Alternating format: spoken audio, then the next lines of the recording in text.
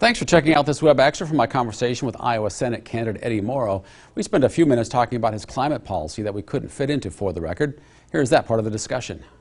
You touched on climate a little earlier. Let's get back to that now because it's an issue Democrats have been touting for years with little success legislatively. You say the Green New Deal should be adopted on your website, and this is largely seen as aspirational with very little specifics about how to get to zero carbon dioxide emissions, for example. How can you endorse it without any details? Well, first of all, I think the objectives of the Green New Deal are spot on. We need to get to zero emissions by 2030. I think that is a goal that we should all be shooting for, and we need to make sure we're reaching for that. Another ramification of COVID has been the impact of climate and environment and communities, and we need to make sure we get out in front of this sooner than later. And I think Iowa could be at the forefront of the solution. And we talked about this earlier in an earlier answer. Our farmers in particular with regenerative agriculture, with cap and trade with carbon sequestration into the soil, they could be at the forefront of helping us draw down emissions into that soil, creating a new source of revenue for farmers would be very, very important. To make sure we have solar panels on all the buildings out there and using what would be farmable land to put solar panels on. Again, creating more revenue streams for farmers, creating tens of thousands of jobs in the state at the same time. And why some people, Jim, that might be watching aren't sure about climate change, I would like to think everybody will like to see our air polluted less. You cannot look at the data that says more and more people are dying from respiratory illnesses today than ever before, especially people in minority communities that have been impacted tremendously. We can't look at the data that says the water in Iowa, our rivers, our streams, our lakes, the things we like to enjoy and fish in, are the most polluted of just about anywhere in this country. And when I'm out talking to farmers and talking to people in the community, I've yet to see a farmer who says, I like to pollute the air more, I want to pollute our waterways more, I want to ruin our soil. But they do want to make sure they can feed their families. So we need to have a plan that helps our family farmers and helps our small businesses. We need to talk about that as well.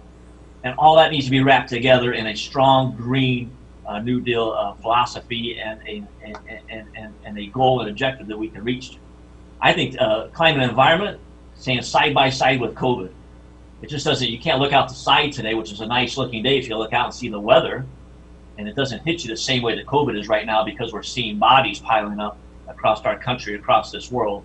We're going to see that same kind of effect here sooner than later because of climate, unless we get the right kind of forward-thinking leaders who want to talk about our environment in a meaningful way.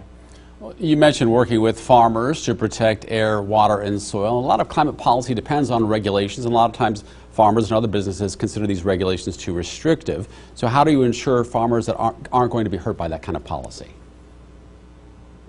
So we got to work alongside with farmers. And again, it's one of the strengths that I have because I do a lot of work in rural communities now, main streets and town squares and with farmers. And I think we need to talk about an overall comprehensive plan, though, for rural Iowa, because rural communities need to be lifted up. Farm incomes need to be lifted up. We need to talk about small rural businesses. We make sure they thrive and that our rural schools are thriving. But in answer to your question, we need to have a farm bill that helps reward farmers for doing good things.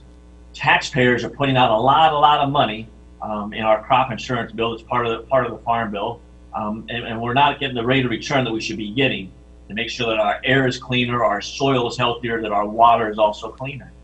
So we need to make sure that our farm bill includes that. We need to look at our farm bill to make sure we're talking about supply side initiatives, and not just seeing how much corn that we can grow, how much soybeans we can grow, how many pigs that we can raise.